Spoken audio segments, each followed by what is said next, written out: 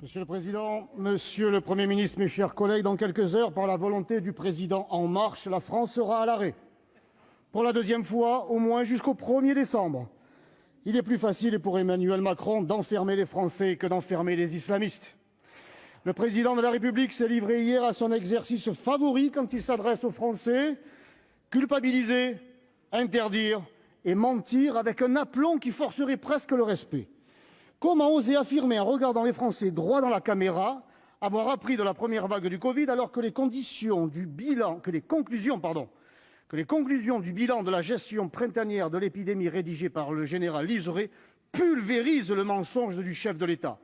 Conseil de défense qui ne donne aucun conseil, cellules de crise ministérielle et interministérielle concurrentes aux infos qui ne circulent pas, préfets et directeurs d'ARS dont la rivalité neutralise les décisions, une logistique largement défaillante. Et le plus inquiétant, c'est qu'aucune des 21 recommandations du rapporteur n'a été prise en compte, aucune.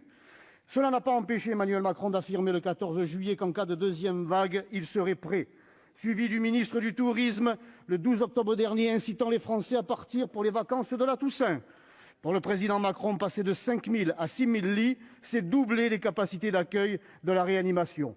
Ce n'est pas étonnant quand un ministre de la Santé préfère obéir aux exigences budgétaires de Bruxelles plutôt que d'obéir aux exigences sanitaires de la France. Pour tenter de masquer sa responsabilité, ainsi que celle de son gouvernement dans la reprise de l'épidémie, le président use et abuse de la stratégie d'anxiogénisation des esprits, avec l'évocation de 400 000 morts potentielles si l'on ne reste pas enfermé chez soi à double tour. Personnes âgées, jeunes, tout le monde est concerné par le virus, ce que personne ne conteste. Mais alors pourquoi autoriser les visites dans les EHPAD et laisser les écoles ouvertes? La grande distribution peut se réjouir, ce confinement sera une nouvelle affaire juteuse pendant que les artisans, les commerçants, les cafetiers, les restaurateurs sont condamnés à mort. Le président annonce le contrôle des frontières extérieures de l'Europe, mais laisse les frontières intérieures ouvertes, alors qu'il affirme dans le même temps que l'épidémie touche plus fortement encore nos voisins. Où est la cohérence, monsieur le Premier ministre? Où est la logique dans tout ça? Cela part dans tous les sens, et dans tous les sens contraires, on n'y comprend plus rien. Ce que l'on sait, c'est qu'à la crise sanitaire, c'est une crise économique et sociale d'une violence inouïe que le gouvernement inflige aux Français.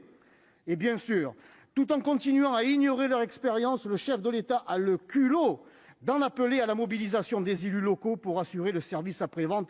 Ils ne vous ont pas attendu, fort heureusement, monsieur le Premier ministre, pour protéger les populations. Incapable de prévoir, d'organiser, incapable de décider, vous n'avez plus d'autre solution que d'incarcérer nos compatriotes chez eux et de précipiter le chaos économique et social et d'exiger du Parlement qu'il ait le vote sur la couture. Les parlementaires ne vous en déplaise, monsieur le Premier ministre, ne sont pas à votre botte. À vos mensonges, les Français ne croient plus. À votre capacité à combattre l'épidémie, les Français ne croient plus. À votre capacité à écouter le pays réel, je ne crois plus. C'est pour toutes ces raisons et pour la mémoire des 35 785 victimes du Covid, monsieur le Premier ministre, que ma confiance, vous ne l'aviez déjà pas et vous ne l'aurez définitivement plus.